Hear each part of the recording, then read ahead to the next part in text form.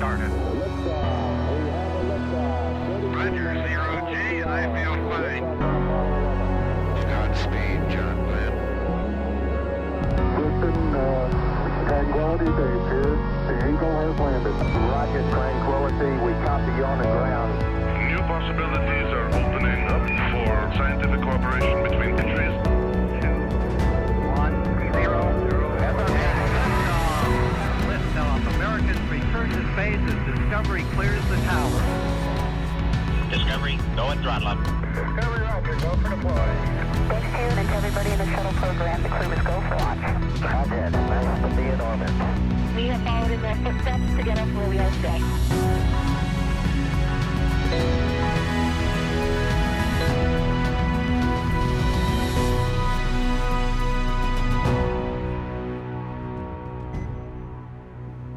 You are looking at a live view of the Dragon Endurance spacecraft as we await its departure from the International Space Station so it can make its way back to planet Earth. It's Friday, March 10th here at SpaceX headquarters in Hawthorne, California, and we're expecting the Dragon spacecraft to push away from the ISS at about 11:20 p.m. Pacific time, or about 2:20 a.m. Eastern time. On board will be our Crew-5 astronauts, including NASA's Nicole Mann, Cassada, along with Japan's Koichi Wakata, and Roscosmos' cosmonaut Anna Kikina. The crew is currently suited, and the Dragon and space station hatches are sealed in preparation for the upcoming departure opportunity. Thanks for tuning in to watch our live coverage of Crew Dragon completing its 5th official long-duration mission for NASA's Commercial Crew program. Now, for those of you following along, you'll know that the Crew-6 spacecraft just arrived last week and will be taking over on the space station, allowing the Crew-5 crew to come home. My name is Shiva, and I'm a space operations engineer here at SpaceX. Joining me today from NASA Communications is Leah Cheshire. Thanks for having me, Shiva. I'm excited to get to work together tonight. It's always great to be here. And once Dragon departs station, the crew's flight home is expected to last around 19 hours. So upon separation from the International Space Station, where it has called home for almost 6 months, Dragon will use its Draco engines to thrust away from the station in a series of carefully choreographed maneuvers that we call departure burns, 4 to be exact. And this will increase the distance between the spacecraft and the space station. Dragon will also execute a phasing burn that will lower its orbit and line the spacecraft up with the landing location. Now, next on the trip home will be its deorbit entry and landing. That'll cover all the operations after that final departure maneuver. That includes the trunk separation, closure of the nose cone, a deorbit burn, and then deployment of its drogue and main parachutes. Finally, finishing off with splashdown off the Florida coast, at which point our teams will recover Nicole, Josh, Koichi, and Anna. On Saturday evening, March 11th, Dragon is targeted to splash down off the coast of Florida around 9:02 p.m. Eastern Time. That will be followed by the crew getting picked up at sea by one of SpaceX's recovery vessels, currently targeting recovery vessel Shannon. Today on board the space station, we have the Expedition 68 crew, led by Roscosmos cosmonaut and space station commander Sergei Prokopyev. Of course, just like the approach to the International Space Station, Dragon's departure and deorbit is designed to be fully autonomous, so that means there shouldn't be any action from the crew members on board. Today, NASA astronaut Steve Bowen, who arrived last week on Crew-6, helped the crew members prepare for departure, and he can watch from the cupola, but the prime departure monitoring role falls on Nicole Mann, our commander in Crew-5, and Josh Cassada, also inside Dragon. The mission control teams in Houston and here in Hawthorne will back them up. To learn a little bit more about how things are going at Johnson Space Center and hear about how the station crew has been preparing to send Crew-5 home and what we can expect from here until Dragon departs, I'm going to toss it to my friend Dan Hewitt. Hey Leah, and hey Shiva, great to see you guys, great to talk with you, and welcome everybody inside the International Space Station Flight Control Room at the Johnson Space Center in Houston, Texas. It has been an eventful night already as we're getting prepared to have Crew-5 undock from the International Space Station. We did a little bit of a sleep shift, the crew waking up a few hours earlier than normal just to get everything ready to go today. We've been watching the weather very closely. That's always a watch item. We have to have acceptable weather conditions both at our prime site and a backup site, and we were able to get those conditions locked in when we did a final weather briefing just about 2.5 hours ago to get that go for undocked. So that was a really big checkpoint to get through. Once we got past that, the crew was woken up and they started stepping through everything to get ready basically to come home today. They've been moving cargo on board Dragon over the last couple of days as they get ready, and then they also started carrying in all of what's called power cargo, so stuff that needs electricity from Dragon systems to keep it cold during that flight home. That's some of the last stuff that we put inside. They did a couple of other checks, make sure the center of gravity was right. They installed a LiO cartridge, getting Dragon's carbon dioxide scrubbing system ready. The crew got suited up. They did 4 leak checks of their suits. Once they were seated inside Dragon, we had 4 good leak checks. And then after the hatches were closed, which that happened a little over an hour ago, we were able to get into what's known as vestibule depress. So we've gone through that. The vestibule, that's that space between station and the Dragon spacecraft itself, that's been brought down to just above vacuum. There's almost no atmosphere left between those 2 hatches. And then after that's completed, we have about a 30-minute timer that goes up just to make sure we don't see any pressure differentials inside that vestibule, making sure that we're not having any leaks from Dragon or the station side. And after we get through that, we can get into the undocking. So that started a little bit behind schedule, so our undocking time moved about 15 minutes to the right, but good news for us, we actually weren't going to be able to have video of Dragon undocking if we were at a normal time. So this is going to work out great for us, and we're going to be able to see Dragon fly away. So all of that has been done so far. We're waiting for that vestibule leak check to be completed. Then we start to take Dragon's power systems to internal power. It's been drawing power from station. We also change all of its data from that hardline connection to station over to all of the wireless communications that it's going to use to talk. And then it's time for undock. And so we'll send an undocking command that's targeted to go about 15 minutes after the hour right now, and that kicks off a 5-minute sequence where the umbilicals will retract, the hooks will start to open, and 5 minutes later those thrusters fire and Dragon will separate and start the flight home. So all of that's coming up. We're just waiting to get through this final leak check. They'll do the final go-no-goes with the team here in Houston and the team out there in Hawthorne and get Dragon ready to start making its trip home. So we're going to keep following along from here. Looking forward to Crew-5 coming home and splashing down off the coast of Florida, off of Tampa tomorrow night. But for now, I'll send it back over to Leah and Shiva out at Hawthorne. Thanks a bunch, Dan. That was a really great overview of the undocking sequence. As Dan had mentioned, separation is set for approximately 11:20 p.m. Pacific time, but the actual undock sequence command will end up will be sent around 11:15 p.m. And there's a couple of checks that Dragon goes through. There's hooks that need to be opened, umbilicals that need to be retracted. Those umbilicals provided power to and actually communications to the Dragon spacecraft while it was attached to the station. But of course, when we're leaving, we need to put those things back in the undock configuration. So all that takes about 5 minutes. Actually, I really love this view that we have inside the capsule. You can see our commander and pilot, and actually in the back corner on the wall, you can see 2 of their mission patches from the Crew-3 and the Crew-5 missions. Yes, this is not the first flight for this spacecraft. This Dragon vehicle is named Endurance. It's a tradition for the crew members, the first crew that gets to fly on a new spacecraft, to get to name that spacecraft. So Crew-3 chose the name Endurance for this one. Of course, that sticks even when you get a new crew on it. Crew-5 is who you see today in the very foreground of the image. That is Nicole Mann. She is the commander for Crew-5, and she is the first Native American woman to live on the space station. So pretty cool right here on the heels of International Women's Day. Yeah, and in sort of the background there, but of course not a background member, is our pilot, Josh Cassada. I believe he is a UC Berkeley alum, is that right? Or am I getting that wrong? Potentially. I'm not 100% sure. Any case, he is the pilot on the mission. Now, the pilot and the commander both have displays in front of them. They have the ability to send commands to the Dragon spacecraft, and actually, if they needed to, they could pilot the spacecraft, although, fingers crossed that we won't need that today. And they're also wearing their suits right now. We've just gone back to a view on the outside of the capsule. But we heard Dan talking about the suit leak checks that they do earlier on the suits, and the suits are really a safety system for the crew. Yeah, absolutely. So the suits are custom fitted for each of the crew members. They look pretty comfortable.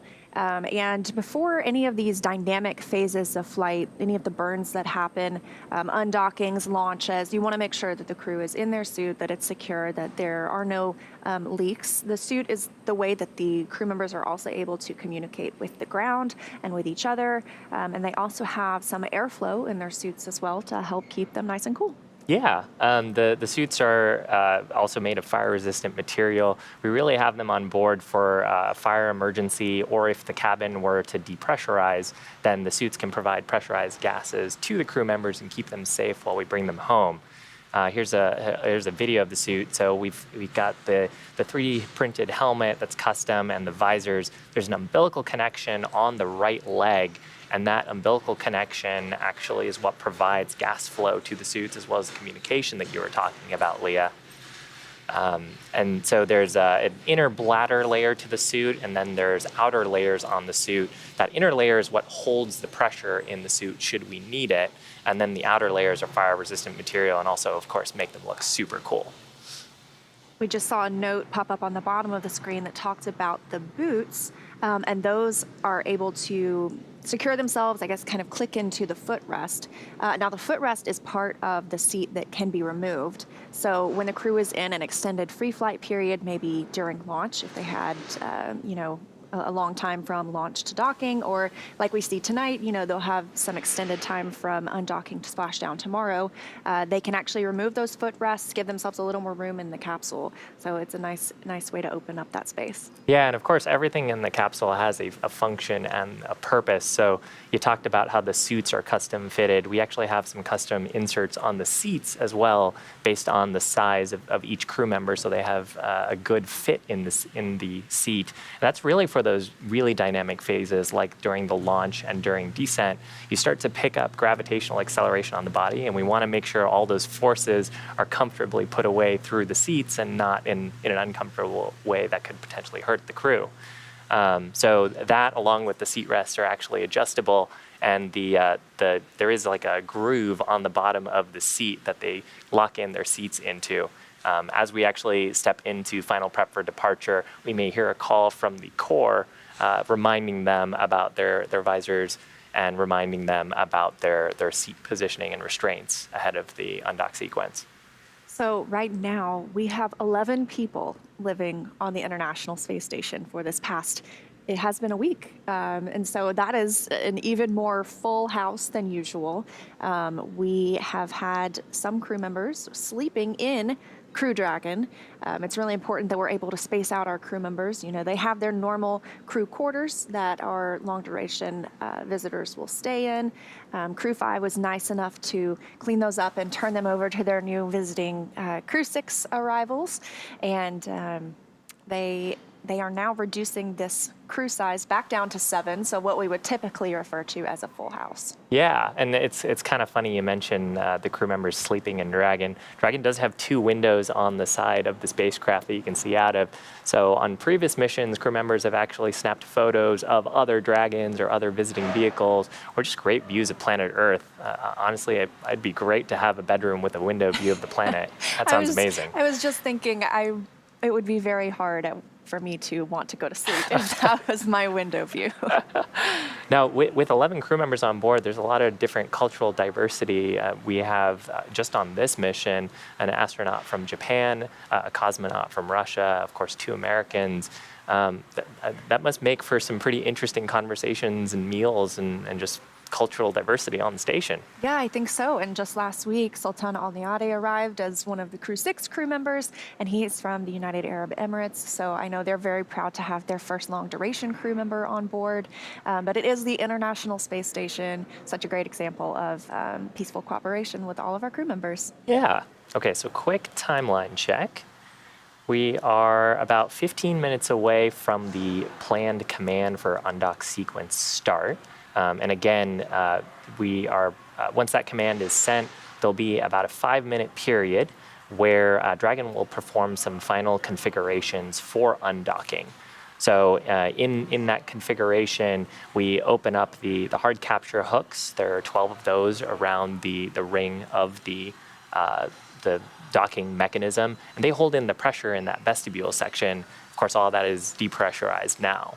Yeah, so you mentioned there are 12 hooks. Those are released in 2 sets of 6. When Dragon arrives, they are also initiated in those 2 sets of 6. So we'll be watching once that command is sent. It's also very interesting. Dragon will conduct very short burns to help it depart from the International Space Station instead of the springs like we might see on a Russian Soyuz. Yeah.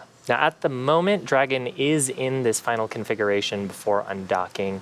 We're waiting for mission operators to conduct their go, no-go poll. So there's a set of flight rules that all of the folks in mission control are referencing to make sure Dragon is healthy for undocking. And then once that go, no-go poll is complete, we'll proceed with the undocking procedure, of course, assuming that we are go. And keeping our fingers crossed. But just like during the approach to the space station, Dragon's departure and deorbit is designed to be fully autonomous, so the crew shouldn't have any actions. It's typically faster and easier this time around because the crew won't have to stop at any waypoints like we see when they arrive to the space station. Yeah. And once the undocking sequence is complete, Dragon does use its Draco engines to thrust away from the station, like you mentioned, Leah. There's a series of maneuvers. We call them departure burns. For this mission, there'll be 4, and they increase the distance between the spacecraft and the space station. From there, Dragon performs a phasing burn, and then that puts it on the right target to get back home for the splashdown location. And just a quick pause to say we did just get a good vestibule leak check, so that means that things are marching forward for our undock today. But wrapping up its trip home tomorrow, March 11th, Dragon will go through the deorbit entry and landing process, or splashdown, I should say. And that covers all of the operations after the final departure maneuver. That includes trunk separation, closure of the nose cone, a deorbit burn, deployment of the drogue and main parachutes, of course, and finally, splashdown off the Florida coast. As you heard mentioned earlier, that will be off Tampa, the coast of Tampa. At which point, teams will recover the Crew-5 astronauts inside Crew Dragon from the water. Now we're looking at a view of mission control. So that's mission control in Hawthorne, California. And each of those rows are primary controllers, operators who have a wealth of experience about the various different systems on Dragon, as well as experience about the crew member. We've even got flight surgeons on there, medical doctors who are familiar with the individual needs of the crew members and also their health and safety. That second row from the back has the core and the mission director, as well as the SIS-2. There's a number of specialists in there. And the front row in front of that is there's a SIS-1 operator who's responsible for all the hooks and avionics and systems. The call that you mentioned earlier was actually from the SIS-2 saying, hey, we did our leak check. The leak rates look good, so we're not going to vent any additional gas off of the International Space Station. Because, of course, we got to bring all the gas up to the space station that we use. And usually you're one of those voices that we're hearing sometimes as one of the systems engineers down there. So loving having you up here today. But we're expecting that go, no-go for undocking in the next few minutes. But everything that we're hearing right now sounds like things are moving along pretty nicely. Yeah. And again, we are expecting the undock command to be... Station Houston on Space Ground 2 for exercise.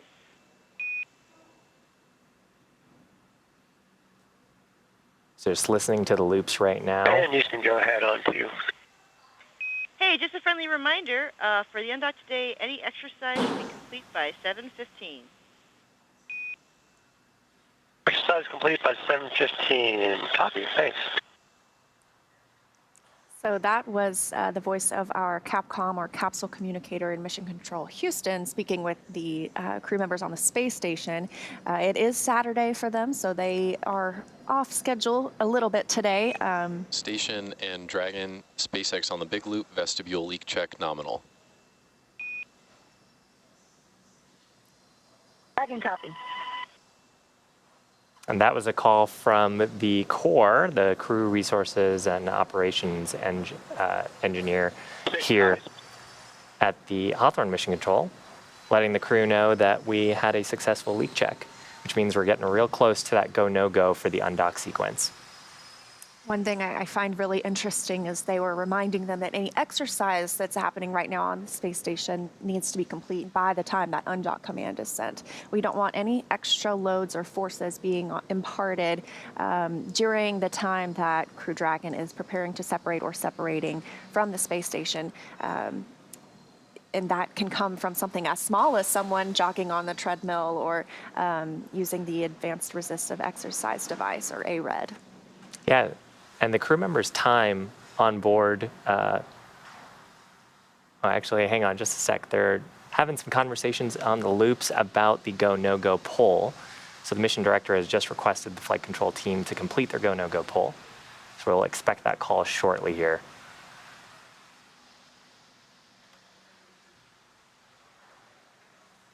But we were talking a little bit about the exercise on station. The crew members' time on space station is pretty heavily scripted. And I also understand that both for health reasons and also just for their emotional well-being, they really value that exercise time. Yeah, and they have different exercises that they can complete. Like I mentioned earlier, they do have a treadmill.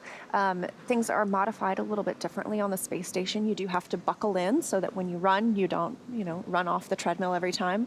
But they exercise approximately 2 hours a day so that they can maintain their muscle mass and their bone density. Because if you're not using those things in space for a period of 6 months, you can come home and not be as good of shape as when you left. So yeah. They usually come back pretty healthy and strong thanks to all those studies and their exercise. Yeah, and actually the transition from microgravity to gravity does cause the fluids in your body to shift a little bit. It also, your heart actually pumps blood a little bit differently because the feedback receptors for your blood pressure expect there to be gravity on your body. So the crew on Crew-5 before splashdown will actually take a few actions to load up on some fluids and wear some special garments to kind of help with that fluid shift and help with adjusting back from microgravity to a gravity environment. Yeah, it's very interesting. A lot of that fluid shifts to your head from your legs, from what I understand. And we had Rajachari on the Crew-6 launch broadcast last week who mentioned that even astronauts who don't typically wear glasses are prescribed glasses when they go to space because that fluid, from what they believe and understand, can put pressure on your eyeballs and change your vision while in space. Yeah, my favorite fun fact about that is it also changes your sense of taste. Yes. So you hear a lot of astronauts saying that they really love hot sauce and spicy food. Yes, I've so if heard you're that too. ever sending a package to space, send some hot sauce. This is a live view from inside Dragon Endurance. You've got Nicole Mann, your commander of Crew-5, on the left, and Josh Cassada, pilot, on the right. You can see they are monitoring the crew displays in front of them. Again, a fully autonomous flight is what we anticipate, but that is where they would be able to take over and take control of the spacecraft if need be. However, things looking good for that undock command to be sent approximately 7 minutes from now. This is a really great view of the crew displays. So there are 3 displays in the Dragon spacecraft. On the left-hand side of the screen, you can actually see the forward view. So they're looking at an imager that's looking at the docking port. And sort of in the upper right corner, they can actually see a representation of which thrusters are firing on the vehicle. In the middle, they've got a set of their procedures. So in this case, it's what we refer to as event details, but it's really the list of events that'll happen as the vehicle transitions through all these states. And then they've got a map of where they are on the world, which also gives them some indication of when burns are upcoming. And then on the right side, it looks like Josh has got a status page up of the vehicle. You can sort of see there's a bar there on the left. If we were to get any alerts or cautions on board the vehicle, he'd be able to quickly move from that page and address and triage those alerts and see if they have any impact or crew actions associated with them. And speaking of that map of the world, currently the International Space Station is flying 270 statute miles just south of Australia. And again, tomorrow we're expecting that splashdown to come just off the coast of Tampa, Florida. And you can see their visors are also still up, so I anticipate that they'll get the call to lower those visors here shortly as we are awaiting that undock command. Yeah, the visors are one of the components that the crew can open or close without having an impact on the leak checks that they performed earlier. We asked that they keep all of their gloves and zippers. Endurance, SpaceX on the big loop. Final reconfigurations for undock complete and nominal. Houston and Hawthorne teams have pulled go for the undock sequence start at 07:15 and separation at 07:20. When ready, confirm visors down and crew are ready for undock and departure. Dragon copies. Crew, all visors are down. We are ready for undock and departure. We copy.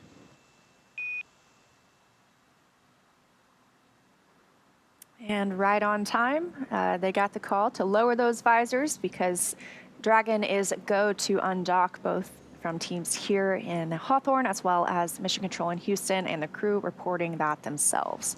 So now we get to wait for the undocking sequence to begin. And once it happens, it'll take less than 5 minutes for Dragon to separate from the International Space Station, where it has called home for almost 6 months.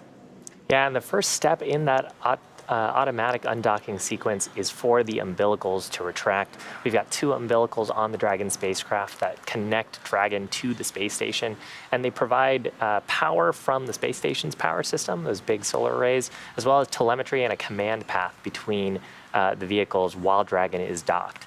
And once the umbilicals are detached, then Dragon will unlatch itself from the space station. It'll release what are called 12 hard capture hooks in 2 separate phases. You might hear that referred to as the gangs of hooks. We need 11 of those 12 hooks to have a good seal on the vestibule, which is that pressurized volume in between the station and Dragon. Of course, that volume is unpressurized right now since we're about to depart. Now, all of that takes about 4.5 minutes, and then Dragon will be ready to depart from station and will begin moving itself away using a firing of its Draco thrusters. And like I mentioned earlier, the initial departure for Dragon from the space station looks different than Soyuz, because Soyuz relies on springs to push it away from a docking port, whereas we'll see those 2 short thruster firings to undock. Those are using a combination of the 12 Draco engines around the base of the capsule. The first breaks any stiction between Dragon and the docking port, and the second will slowly back the spacecraft away. So we are expecting the call for the undocking sequence to begin right around 11:15 p.m. Pacific time. So in the next few minutes, we should get that call, but everything checking out so far. We've got all of our crew members suited up in their seats, just monitoring the ride home.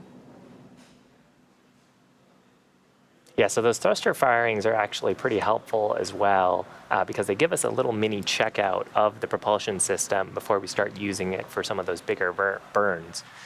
We actually did do a propulsion system checkout ahead of the undocking sequence. So we've talked a little bit about the leak checks that happened, and we've talked about the vestibule depressurization. But actually, over the last few days, there have been a number of checkouts performed to make sure that the comm systems, the propulsion systems, the suits, everything in the vehicle is healthy in the correct configuration for undock. So this is kind of that one extra free check we get with the Draco firings, and it means one less mechanism on the vehicle. Got about 2 minutes until that undocking command is sent and that sequence begins, those hooks releasing. Now, as we mentioned, this is coming about 15 minutes behind when we initially thought we would undock. We've got a series of checks that we go through that both teams on the ground and the crew, obviously on the International Space Station, both in Dragon and on the station side, need to make sure everything's checked out before departure. But we have a window for these undockings that will still allow the crew members to splash down at the same time tomorrow. So it's a little bit different. Actually, it's quite a lot different from those instantaneous launch windows that we have. Whereas if you do not launch on that exact second, your trajectory is not lined up to meet with the International Space Station. So you get a little more grace when it comes to an undocking. Yeah, and a lot of that has to do with the orbital mechanics. When you're higher up in orbit, you actually need less thrust to make a bigger change in your orbit. There are some Newtonian equations you could go work on to figure out why. I'm not going to try to explain it all right now because I probably wouldn't do a very good job of it. But it is a function of the orbital mechanics. And because of that, while we do try to leave on time, it's more important that we review the data and understand that the vehicle is in a healthy state. And Dragon can actually make up a little bit of a delay, or even if we were to depart a little bit early on the undock sequence. There's a set of onboard flight computers. Endurance and station SpaceX on the big loop undock sequence commanded. Dragon copy. So call from the core there that the undock sequence has started. We also heard a call on the loops that the umbilicals have begun to retract. So with Dragon getting ready for the undock sequence, I think it'd probably be a good time to check in with Dan at Mission Control at Johnson. Dan? Hey, thanks, Shiva. Yeah, we can see the umbilicals retracting. They're just about completed. Umbilical demate complete and nominal.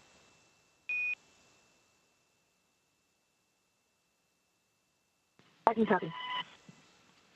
All right, we heard the confirmation the umbilicals have demated. Again, those provided hardline power and data connections. Those have now detached. The first set of 6 hooks are now driving. Reminder, we've got 2 different sets of hooks, each in sets of 6, 12 total.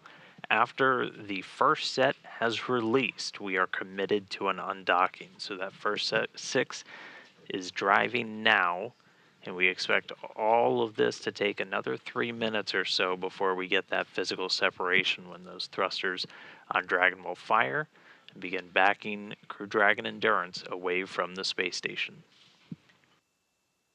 So again, umbilicals have retracted. That undocking sequence being commanded right on time at the new time. At about 15 minutes after the hour, the first set of hooks are now driving to release. Following that, the next 6 will immediately start to disengage. And then once those have separated, the thrusters will fire. We'll get the 2 quick undocking burns. That first one only being about 1.5 seconds, so just a real quick pulse of those service section Dracos to start backing Dragon away, and then a slightly longer one of about 5 seconds to increase that rate. But we are on our way right now, still a couple of minutes until we get that physical separation, still waiting for that first set of hooks to disengage.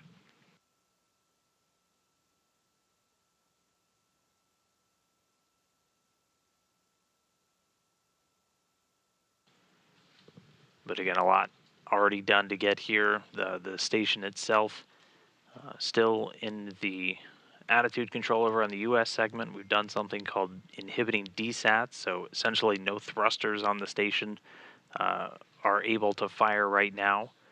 So attitude fully in control of the... First set of hooks open and nominal. Second set of hooks traveling. All right, first set open. Second set opening. We are now committed to an undock, so this next set of 6 are going to open. We should have them open within the next 2 minutes, and then we'll get physical separation, and we'll call you an undocking time.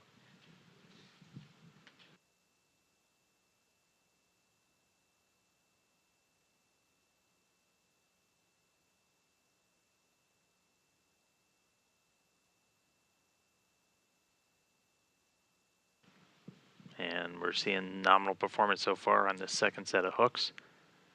Standing by should be within about a minute or so until this second set opens. That'll be all 12 opened, and there will be no physical mechanism still in place holding Dragon to the international docking adapter. We're looking at it attached to the forward port on the station to that docking adapter. As soon as this next set opens within the next minute, Dragon's going to fire a real quick burst, again about 1.5 seconds to start backing away, and that'll be our physical separation, and that'll be our time of undocking. After that initial undocking burn, we'll do another one lasting about 5 seconds, keep backing away, and then we'll do a couple of departure burns to eventually bring Dragon out over top of the station, around, and then underneath. But for now, we are all eyes on that last set of hooks holding Dragon in place, where it's been for more than 150 days attached to this forward port on the space station. standing by for physical separation.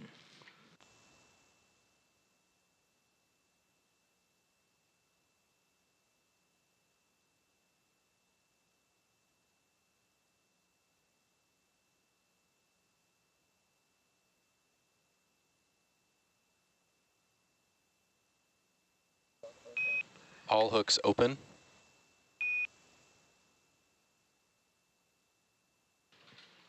All hooks open. Depart burn 1 has fired. Dragon Endurance undocked 262 statute miles over the And Coral Dragon Sea. SpaceX on the big loop, separation confirmed.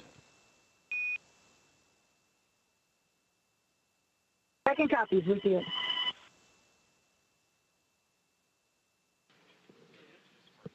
So a successful separation. Again, Dragon undocking at 1:20 a.m. Central Time, 2:20 a.m. Eastern Time, with Dragon and station flying 262 statute miles over the Coral Sea off the northeastern coast of Australia. So with that, Dragon now stepping into Depart these burn depart 0 burns. nominal. Second copies.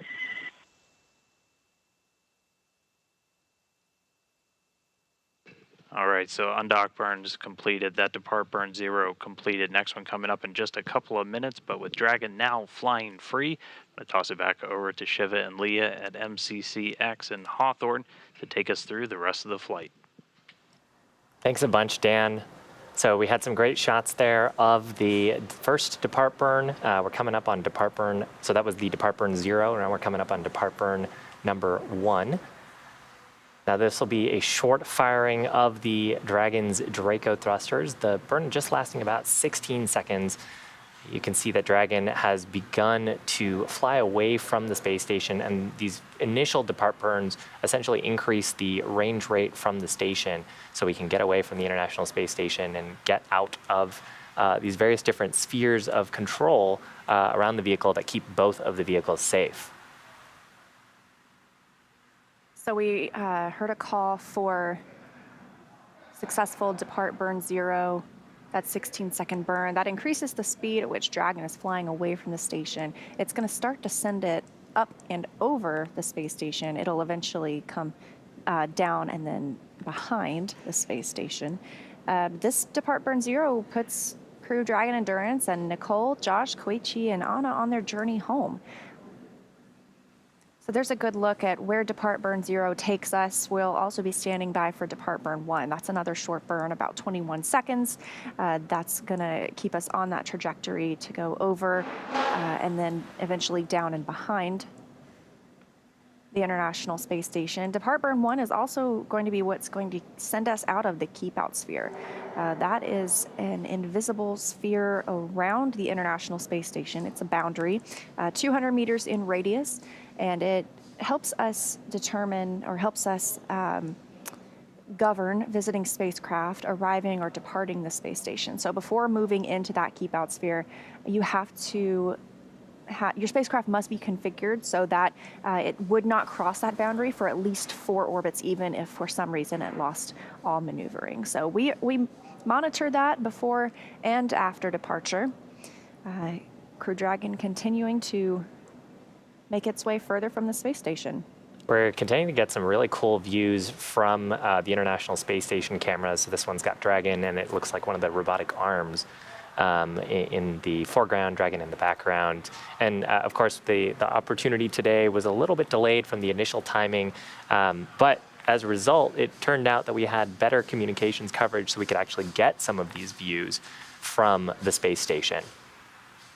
Now, Leah, I really like your explanation of the keep out sphere. I kind of analogize it to if you've ever flown into a major airport, there's an air traffic control team who's governing who can come into the airport, what timing they should go do that. And the keep out sphere is one of those imaginary constructs that allows the flight control teams of the visiting vehicles, as well as the flight control team in Johnson, to make sure that everyone is safe and no one is inadvertently entering to a place that is habited by people. Yeah, and we have a couple of those boundaries. The keep out sphere is the one closer to the space station, and the other is the approach ellipsoid. That one is a 4 kilometer by 2 kilometer, again, an ellipsoid. It's more It's not as much of a sphere. And it is also an imaginary shape, but it also helps us monitor those arrivals and departures of any and all visiting spacecraft. Station on the big loop. Right station.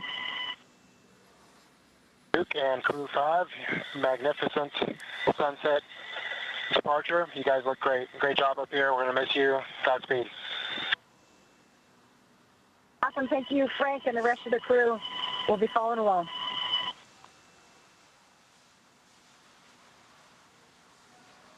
Some kind words exchanged between the crew members. They were talking about the big loop. So that is the way that we refer to the combined communications between Mission Control in Johnson, the International Space Station, visiting vehicle, so Dragon, and then, of course, controllers here in Hawthorne. Yeah, and we were talking about the approach ellipsoid. So what we're in right now, where we're talking on that big loop, this is joint operations. Both mission control teams working together with Crew Dragon, with the space station, and we are actually coming right up on depart burn 1. So that's what's going to take us up and over the station. But yes, it must be a little. Oh, and confirmation that depart burn 1 has started. Again, this is about a 21-second burn using those service section Draco thrusters. And every once in a while, thank you to the ground station or the ground operators on the Johnson side. They give us some higher. Dragon SpaceX on the big loop, depart burn 1 nominal, and we see Dragon on a nominal trajectory away from station. At this time, you are go to doff suits per procedure 4.012. And finally, I have a reminder that the big loop will be deactivated following Dragon's exit from the approach ellipsoid.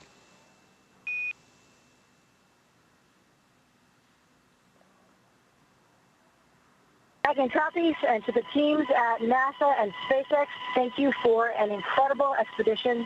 It has been your tireless efforts and attention to detail that have helped make this mission successful. I can't tell you how great it feels to be part of such an incredible team. And to the crew on board the International Space Station, you've got it. Make us proud. We'll be following along your mission. And to our friends and family, thank you for following along and being a part of our mission.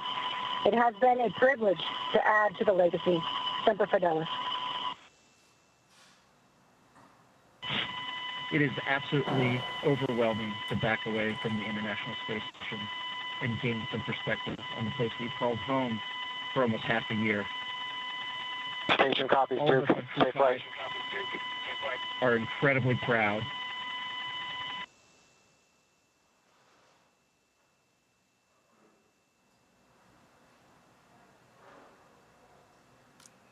So a few things. It's absolutely overwhelming to be backing away from the International Space Station and gain some perspective on the place we've called home for almost half a year. All of us on Crew-5 are incredibly proud of the work we've accomplished while we were there. And to everyone who had a role in Expedition 68, whether direct or indirect, you should feel the exact same way.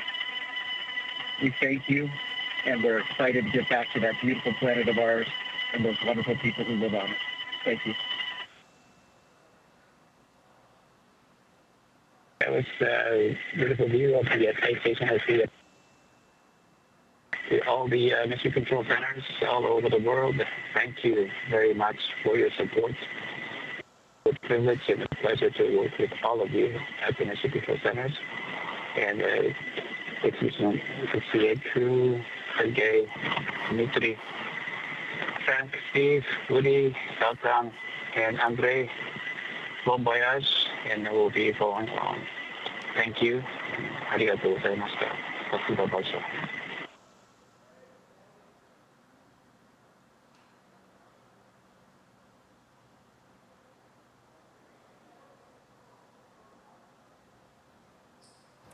Very much for everyone, for everybody, for April 9th. I'm really happy to have that film and people and that's forgettable in my life. It's really cool. Thank you very much for everybody.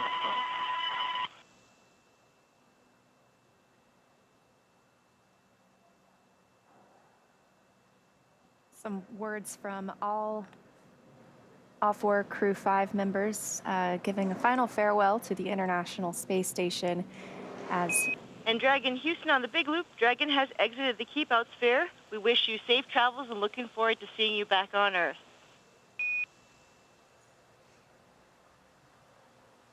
Copy. Houston. So we just heard from the Capcom, the capsule communicator in Houston, that Crew Dragon has exited the keep-out sphere. That was the imaginary boundary we were talking about just moments ago. 200 meters in radius around the station. One of those safety zones while we are in joint operations that help us monitor any spacecraft arriving or departing. So before moving into the keep-out sphere, again, that the rule essentially is the spacecraft, if it for some reason lost maneuvering capability, it would not cross into that border for at least 4 orbits.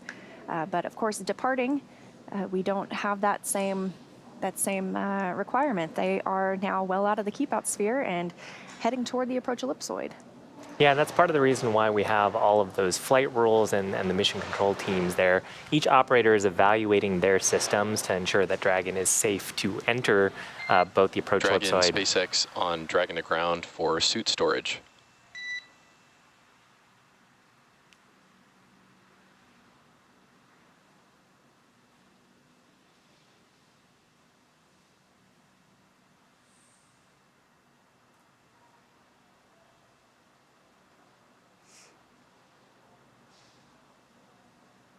Go ahead, Jake.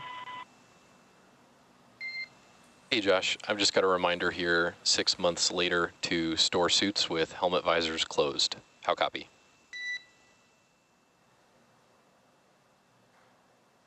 We got it. Thanks a lot for the reminder.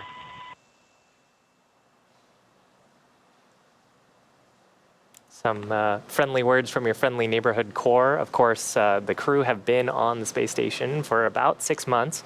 So the little quirks of how do you pack things in the vehicle safely to make sure, in this case, that the visors don't get scratched or damaged, just reminded them to keep them closed in the suit bag. They do actually get some training on the space station to kind of remind them about some quirks about the vehicle, actions that they need to take during the undock sequence and the departure sequence. So Josh acknowledging that. Everybody needs a refresher every now and then. And again, we are outside of the keep-out sphere. We are standing by for approach ellipsoid exit. That's a 4 kilometer by 2 kilometer invisible boundary again. And once we are out of the approach ellipsoid, that ends joint operations. So the International Space Station mission control team will go back into their nominal configuration where they are just monitoring the space station, and the team here in Hawthorne will continue monitoring the return flight of Dragon Endurance. Yeah, and one of the key differences with the approach ellipsoid is that vehicles outside of it have to be on what's called a 24-hour free drift safe trajectory.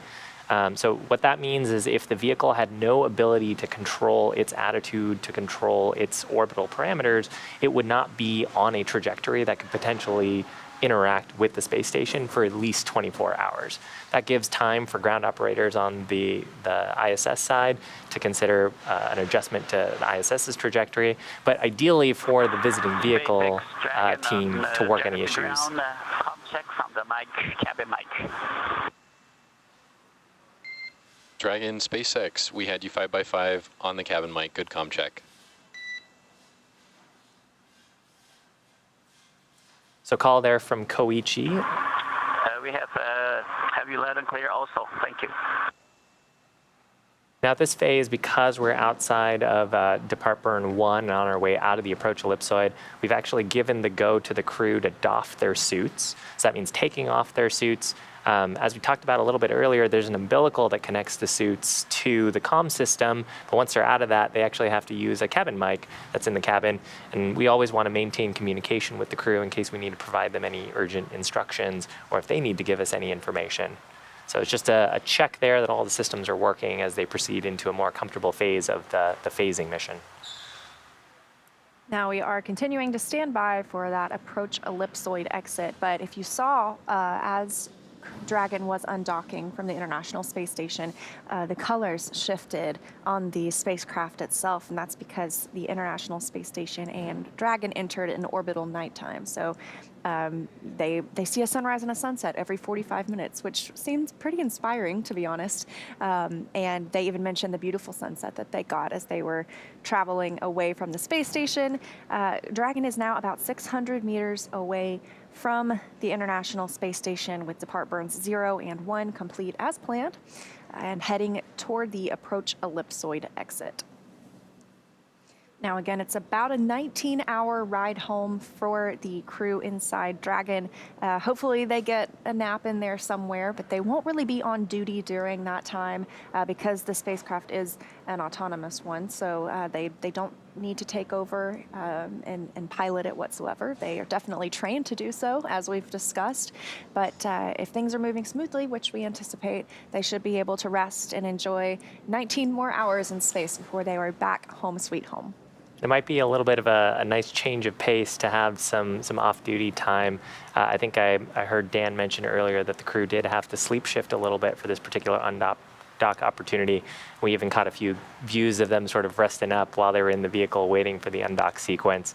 So during this off-duty period, they'll be free to use the amenities on board Dragon, have a meal, to just sleep if they want to. And then, of course, as we get closer to the actual entry deorbit and landing sequence, then we will make sure that they have redonned their suits, have done their preparation for fluid loading, have confirmed that the cargo is all in a safe configuration for entry, and then they'll get suited up again in their seats for the deorbit burn and entry sequence. Yeah, things are pretty quiet, and from now until then, the next, like you said, big milestone, which they'll need to put their suits on for, will be that deorbit burn. That afterwards, we'll see the nose cone close. Obviously, that was open when we departed station. That's how the crew members ingress and egress the station. They have not used that side hatch in 6 months, so they'll finally get to open that up once again tomorrow once they're pulled on to Shannon, the ship that is waiting off the coast of Tampa for the splashdown tomorrow night. Yeah, and we had some views of it earlier when we were looking at the camera behind the crew. So if you can imagine in your mind's eye where the center display was, sort of straight past that is the forward hatch, and that's the hatch that they've been using to enter the International Space Station. That's one of the hatches that we closed today. The side hatch was a little bit lower down. The crew don't really interact with that. They can, of course, open it in an emergency on the ground, but the recovery teams will actually do most of the work there, so the crew can stay nice and comfortable in their seats. And that also helps with some of the microgravity to gravity adjustment that we had been talking about. So I want to read off a few of these stats for our crew members. 3 of these crew members on Crew-5 are first-time flyers: Nicole, Mann, Josh Cassada, and Anna Kikina. And then Koichi Wakata, he actually just completed 500 days in space just a few days ago. He will, by the time of splashdown tomorrow, have 505 days in space across 5 different missions. And for the other crew members, they will have logged 157 days in space by the time they splash down tomorrow. This crew saw 6 visiting vehicles arrive and depart. One of those was a cargo Dragon, SpaceX 26. That brought up some of the solar arrays that some of these crew members installed during some spacewalks earlier this year.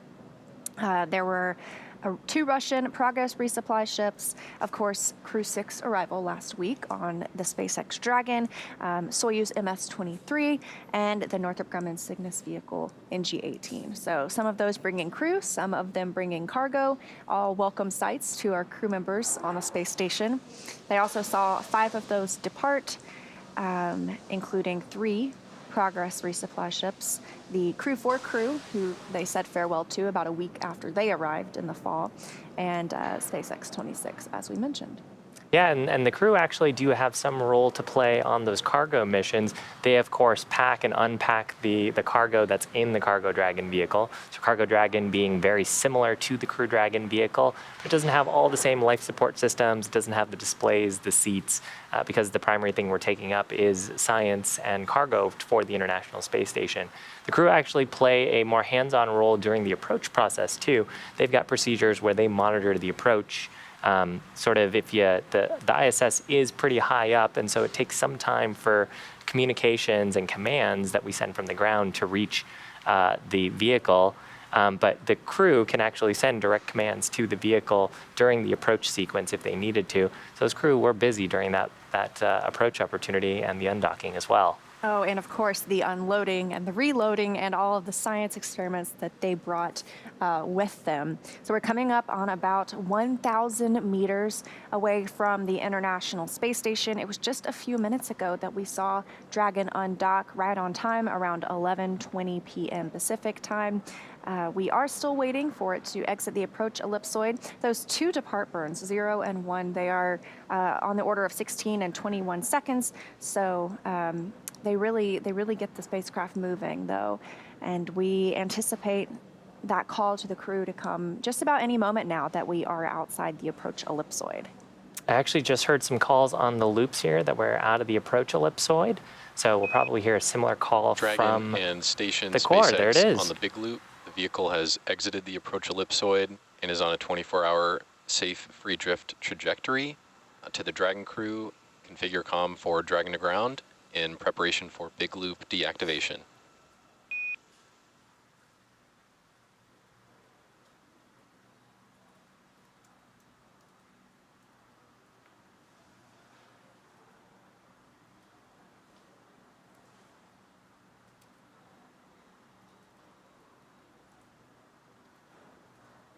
Dragon copies.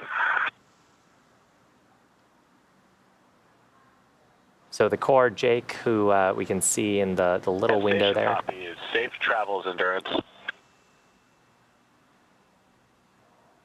Indicating to the crew that we've exited the approach ellipsoid. Again, that's that 4 kilometer by 2 kilometer by 2 kilometer ellipse. Sort of the long end is along the direction that the International Space Station is traveling around the Earth. We call that the forward direction.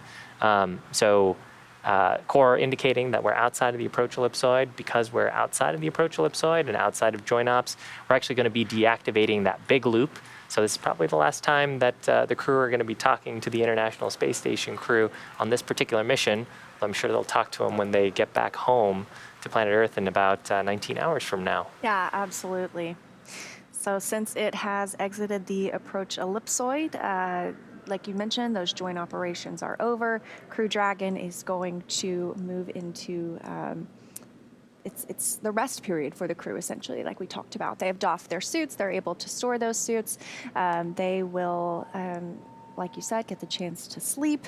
And we are still targeting splashdown tomorrow at 8:02 p.m. Central, 9:02 p.m. Eastern Time. And that, I think, about wraps us up. Yeah, they do have a couple more departure burns, and they'll have some return burns that adjust their phasing.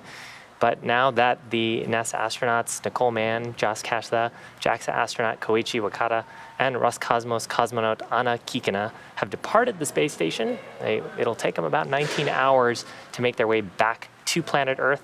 They're in the middle of doffing their spacesuits. We actually have them dry the spacesuits, clean it out a little bit in case they got a little bit sweaty or anything inside while they were wearing them. The splashdown opportunity is targeted off the west coast of Florida near Tampa around 6:02 p.m. Pacific time tomorrow, or 9:02 p.m. Eastern time. And that'll be followed by one of our SpaceX recovery vessels approaching the vehicle, doing some safety checks, and then we'll recover them on board and then bring them out of the capsule so they can start their ride back home. Now, as they rest up on the Dragon spacecraft, our teams on the ground are going to continue to keep an eye on the weather around the splashdown opportunity to make sure that it is safe for that deorbit sequence and then eventually splashdown. And right now, the weather is looking fantastic out there. And it Well, 9:02 p.m. I'm thinking 6:02 p.m. here. I thought we might be able to see it, but maybe a little dark over in Florida. So even though we're wrapping up coverage here in Hawthorne, the NASA team in Houston is still going to be monitoring the next phases of the Crew-5 mission. So our friends at JSC will provide continuous live audio-only coverage during Crew-5's journey home until we rejoin approximately an hour prior to splashdown tomorrow. And you can find that audio-only link by visiting nasa.gov/live and clicking the Mission Audio link, or you can search YouTube for NASA Mission Audio Live feed. Now, we will rejoin for live video coverage starting about an hour prior to splashdown. As always, you can find mission updates on Twitter at NASA and at SpaceX, and of course at nasa.gov. We want to thank you for watching, and we're going to see you real soon for splashdown.